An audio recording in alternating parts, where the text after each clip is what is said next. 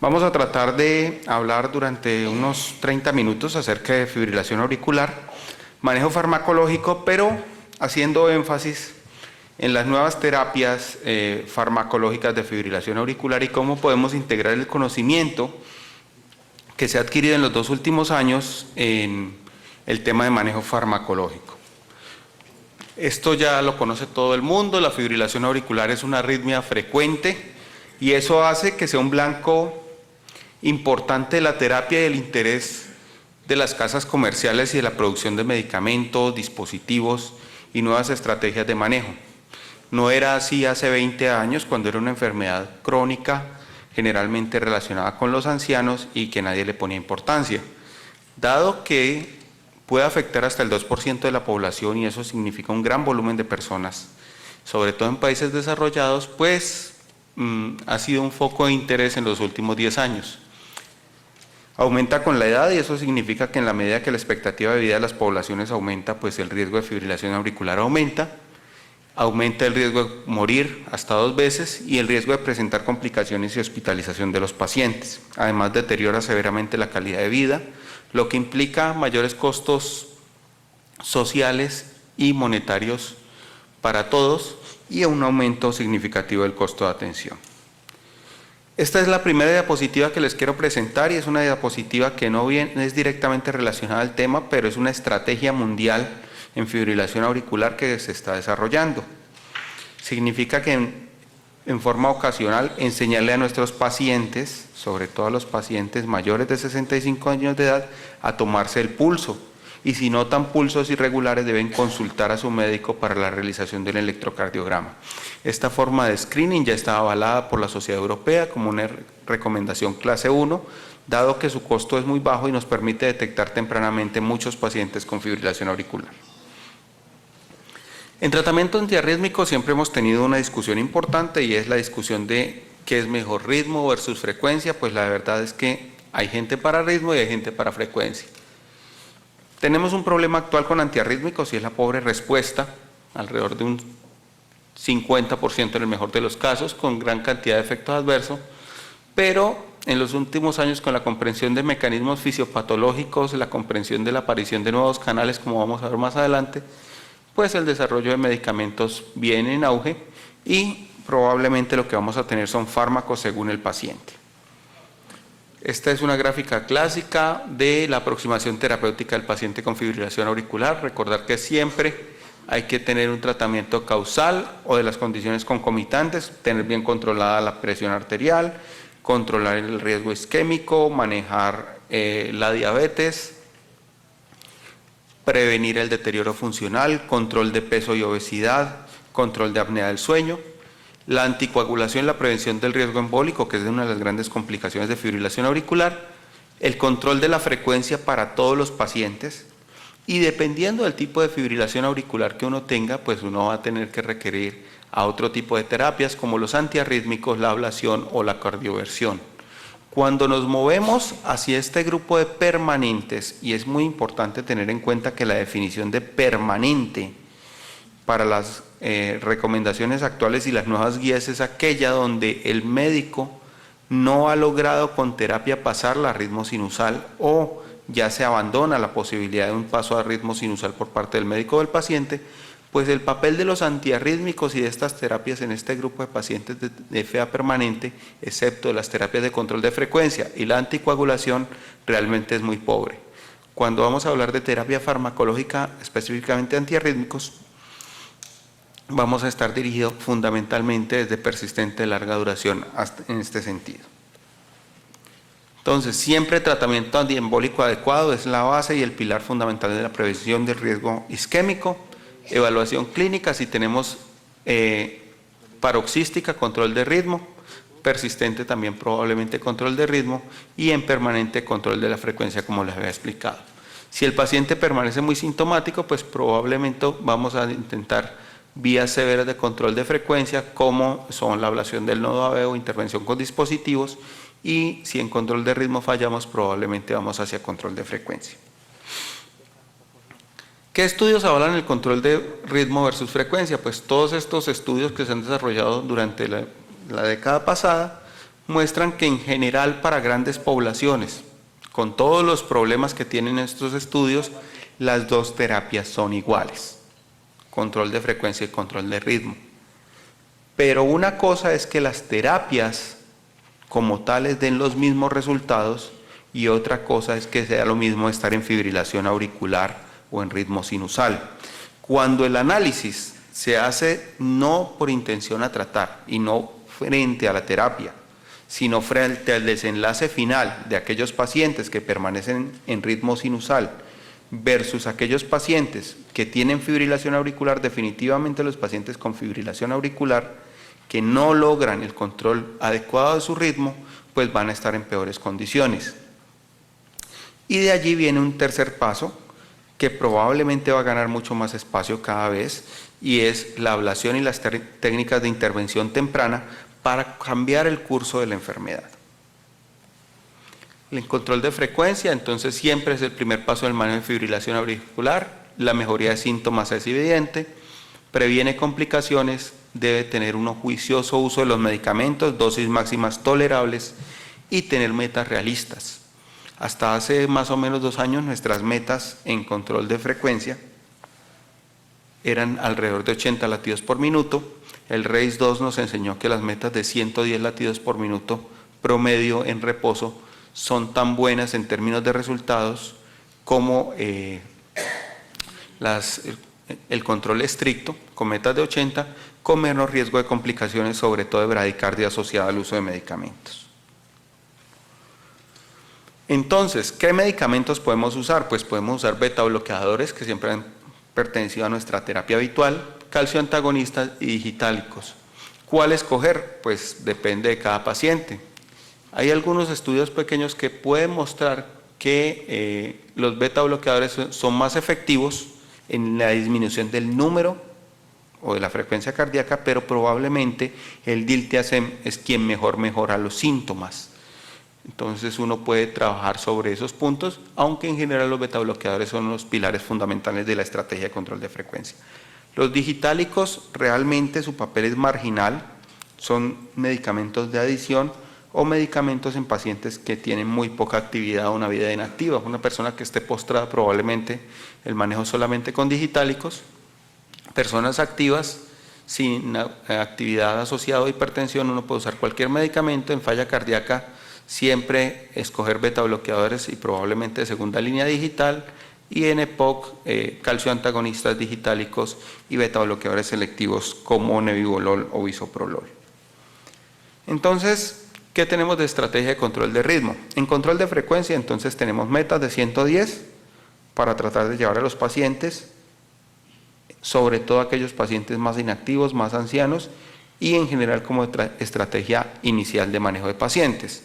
Ya en personas que decidimos una estrategia de control de ritmo para tratar de mantenerlos en ritmo sinusal, ya sea porque los episodios sintomáticos son severos o porque tenemos deterioro funcional asociado con taquicardia o miopatía, pues las opciones terapéuticas en este grupo de pacientes con paroxística o persistente es el uso de antiarrítmicos.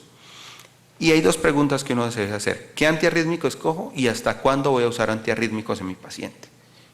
Si mi paciente pasa a tener una fibrilación auricular permanente, probablemente el riesgo de los efectos adversos de los antiarrítmicos va a ser mayor que el beneficio que yo le puedo estar brindando, y en ese caso probablemente el enfoque terapéutico lo vamos a mover desde un control de ritmo hacia un control de frecuencia.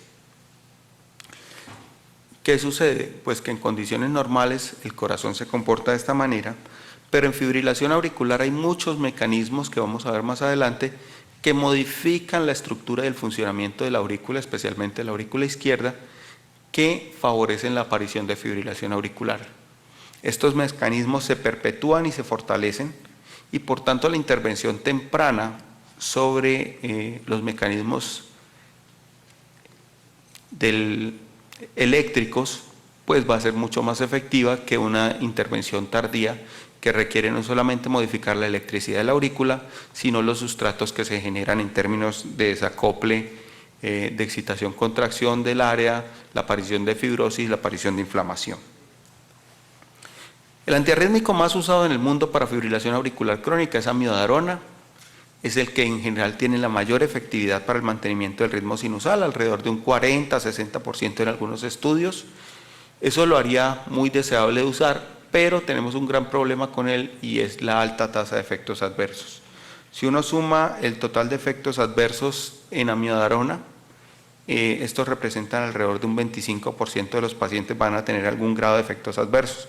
Afortunadamente la mayoría son menores o son controlables, pero estos incluyen trastornos de piel, hígado, tiroides, pulmones, visión, ataxia, compromiso cerebral, que vale la pena estar monitorizados clínicamente y para clínica de forma periódica. Si uno va a usar amiodarona, que como repito es una buena opción, pues uno tiene que comprometerse con el paciente a monitorizar la función tiroidea periódicamente, la función hepática, verificar síntomas neurológicos, verificar síntomas respiratorios, verificar estado de piel y evaluar y estado ocular del paciente.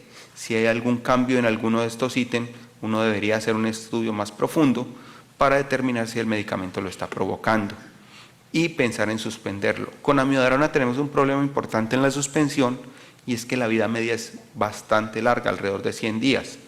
Eso hace que si tenemos un efecto adverso mayor, la posibilidad de que con el retiro de la dosis siguiente podamos estar del otro lado del problema va a ser mucho menor. Y es el medicamento de elección en cardiopatía estructural. Este es un estudio donde muestra definitivamente superioridad de amiodarona versus sotalol, que es una otra opción terapéutica. Aquí están los efectos adversos que uno puede tener: trastornos hepáticos en un 15%, hipotiroidismo hasta en un 20%, que no es contraindicación de seguir la terapia, pero hay que reemplazarla, a diferencia del hipertiroidismo, donde es mandatorio la suspensión inmediata de la terapia con amiodarona, y nunca más se debe usar amiodarona en un paciente que desarrolla hipertiroidismo, dado el riesgo de crisis tirotóxica o tormenta arrítmica. El compromiso pulmonar es variable dependiendo de las técnicas que uno use.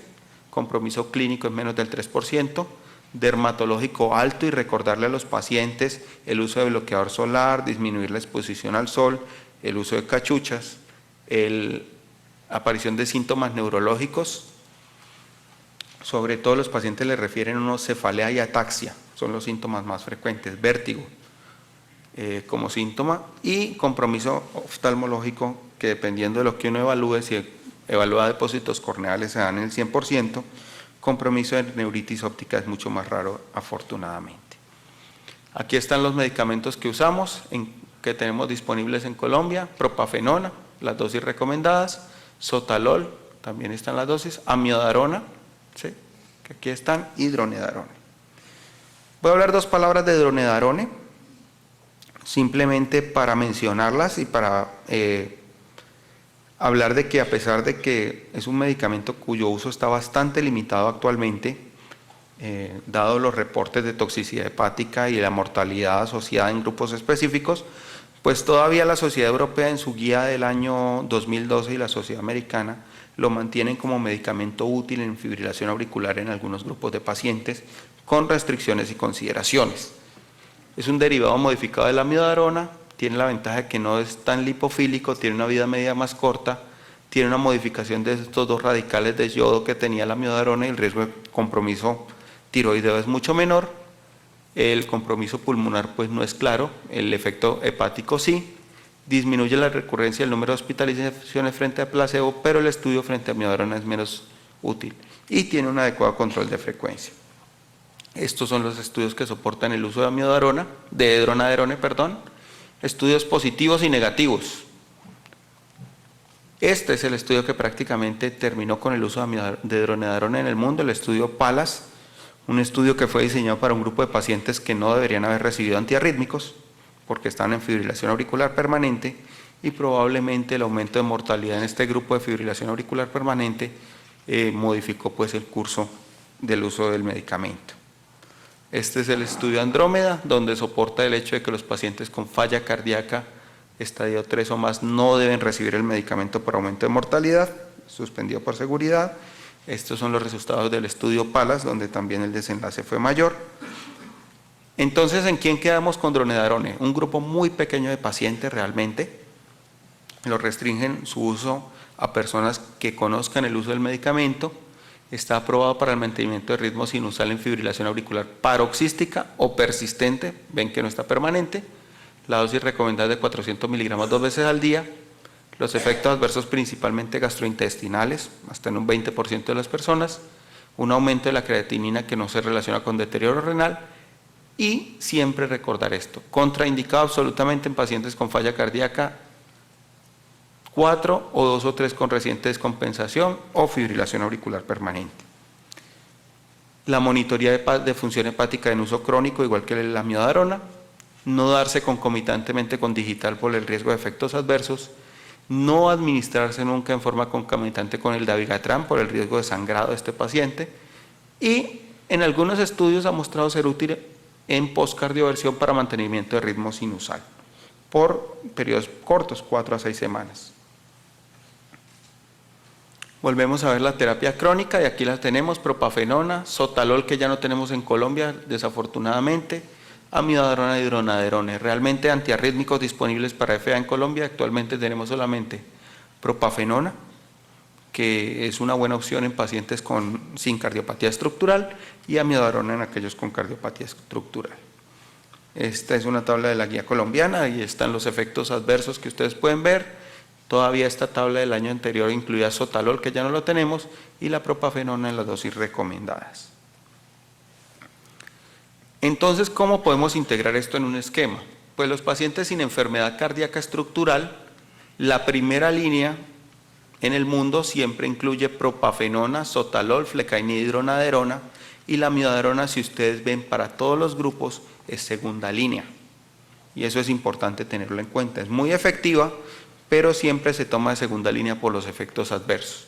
En paciente con hipertrofia ventricular puede usarse dronadarone, en pacientes con enfermedad coronaria sotalol a dosis bajas o combinado, segunda línea dronadarone y amiodarona de tercera línea, y amiodarona de primera línea solamente en aquellos pacientes con falla cardíaca, aunque estos ya reciben en general beta bloqueadores adicionales. Una pregunta frecuente que a uno le hacen en la consulta: ¿sirven o no sirven los ácidos grasos omega 3 que están de moda para fibrilación auricular? La respuesta es que los estudios han mostrado resultados divergentes aún con dosis altas. Cuando uno mira la fisiopatología le parece que son muy buenos, cuando mira los estudios realmente su uso no está avalado, y si uno los quiere usar como terapia adicional puede usarlos, pero pensando que no van a ser de gran efectividad. Una de las grandes revoluciones para la guía del 2012 y probablemente uno de los cambios importantes en la terapéutica en fibrilación auricular es Bernacalant. Bernacalant es un medicamento relativamente nuevo, con estudios más o menos desde el año 2005, actualmente indicado para cardioversión farmacológica. Es un bloqueador multicanal selectivo auricular, bloquea específicamente canales auriculares con muy poco compromiso del ventrículo. Tiene un efecto muy rápido, que se inicia más o menos a los 10 minutos de la infusión, una vida media de alrededor de 3 horas y un metabolismo hepático. Está indicado actualmente para cardioversión farmacológica en fibrilación auricular paroxística de menos de 7 días y en fibrilación auricular posoperatoria de menos de 3 días. ¿Por qué estos tiempos? Porque por el mecanismo de bloqueo, que es dependiente de canales, su efecto después de pasado un tiempo, cuando hay remodelación de la aurícula y hay cambios de los canales eléctricos sobre los cuales actúa, o su papel principal en el mantenimiento de la arritmia, se pierde y la efectividad del medicamento se disminuye. Tiene la ventaja de que tiene un muy bajo riesgo de proarritmia. La prolongación del QT va alrededor de 20 milisegundos. En los estudios no se ha visto episodios de torsión de puntas relacionados. Es útil en pacientes con cuadros cortos. La dosis es de 3 miligramos kilogramos en 10 minutos en infusión continua, y luego si a los 15 minutos no ha pasado, se da un segundo bolo. Los efectos adversos generalmente son bien tolerados. El efecto adverso más frecuente es estornudadera y tos, relacionado con el bloqueo del canal de acetilcolina en la nariz, que produce rinorrea y tos. Un sabor metálico que refieren hasta un 10% de los pacientes, e hipotensión transitoria durante la infusión, que se previene dando líquidos. Está contraindicado en posinfarto en los primeros 30 días, en falla cardíaca descompensada, pacientes con estenosis aórtica severa, hipotensión o QT prolongado basal. ¿Qué problema hay con Bernacalan actualmente en todo el mundo? El costo. Es una terapia costosa, en Colombia está alrededor de $1.000.000 la ampolla, eso lo hace poco atractivo para la terapia, pero cuando se compara, por ejemplo, contra una hospitalización de 2 o 3 días en una unidad de cuidado intensivo de un paciente, pues la relación costo-beneficio puede ser atractiva. Aquí están todos los estudios que lo soportan, fundamentalmente la serie ACT contra placebo y el AORO contra miodarona, mostrando que su efectividad en corto plazo es mucho mayor. Y aquí está la eficacia de los estudios clínicos de la serie ACT. Ustedes ven cómo la eficacia en los pacientes que tienen menos de 7 días es muy alta, cómo después del día 8 se decrementa significativamente y cómo no es útil en flúter auricular. Es muy claro que uno tenga un electro y tenga que ver fibrilación auricular. Si tiene flúter, los estudios no han mostrado mayor utilidad. Y probablemente lo que viene hacia el futuro es complementación de Bernacalan oral. Esto es un estudio de evaluación de dosis, donde muestra que con la dosis de 500 miligramos post-cardioversión el mantenimiento del ritmo sinusal se logra hasta más de 90 días frente a 30 días contra el placebo. Entonces, ¿cómo integramos esto? Pues en pacientes de aparición nueva de fibrilación auricular con inestabilidad hemodinámica, ¿qué hay que hacer? Está en una emergencia, cardioversión eléctrica. Si no tiene inestabilidad hemodinámica, entonces uno puede tomar una decisión. O hace una cardioversión eléctrica electiva, que puede hacerla inmediatamente o la puede hacer a las 6 semanas, o puede hacer una terapia farmacológica. Si tiene enfermedad estructural severa, usa solamente amiodarona. Si tiene enfermedad estructural moderada, pues uno puede usar ibutilide, Bernacalan podría ser una opción, o si falla amiodarona. Y sin enfermedad estructural, una excelente opción en nuestro medio es propafenona en estrategia de pill and pocket, dosis de 600 miligramos, o sea 4 tabletas, administradas en una sola toma en el servicio de urgencias. Eso tiene una efectividad alrededor del 50% en conversión a ritmo sinusal en 3 horas. Y si falla, uno puede usar amiodarona endovenosa o irse a una terapia más efectiva como la cardioversión. 2 palabras finalmente en los medicamentos actuales. Ranolazina probablemente llega el próximo año a Colombia. Es un medicamento muy interesante, bloqueador multicanal con predominio del bloqueo de canal de la corriente tardía de sodio en esta fase que está modificado en isquemia y en otras condiciones. Eso modifica el entorno del isquémico y por eso su utilidad como antianginoso potente, pero ha mostrado disminución de las tasas de arritmia en general, especialmente fibrilación auricular y taquicardia ventricular, y conversión de fibrilación auricular en algunos pacientes. Tiene bloqueo multicanal, es muy selectivo de aurícula, bloquea unas corrientes auriculares de IKUR que son bastante selectivas y un perfil de seguridad bastante bueno. ¿Qué tenemos entonces? Tenemos finalmente nuevos medicamentos que el conocimiento actual nos ha mostrado que la aurícula y el ventrículo no son iguales, que el comportamiento biológico de los canales de ambos son diferentes y que existen corrientes específicas como este IKACH que está aquí o la corriente de sodio auricular que son diferentes y que son blancos terapéuticos interesantes para los nuevos medicamentos. Por ejemplo, el Bernacalan es un potente bloqueador del IKACH y la corriente de sodio con mínimo efecto sobre corrientes ventriculares, por eso es bastante atrioselectivo, y la ranolazina, por ejemplo, es un potente bloqueador de la corriente de sodio tardía. Pero el problema de la fibrilación auricular va más allá, y es que no es solamente un problema eléctrico puntual, sino que hay un cambio del funcionamiento de la estructura de la aurícula. La fibrilación auricular produce cambios de sobrecarga de calcio, cambios transcripcionales de la célula, cambio en la expresión de canales, cambios de la longitud de onda y fenómenos de dispersión del potencial de acción y cambios en el comportamiento eléctrico de la homogeneidad de la aurícula, favorece reentrada.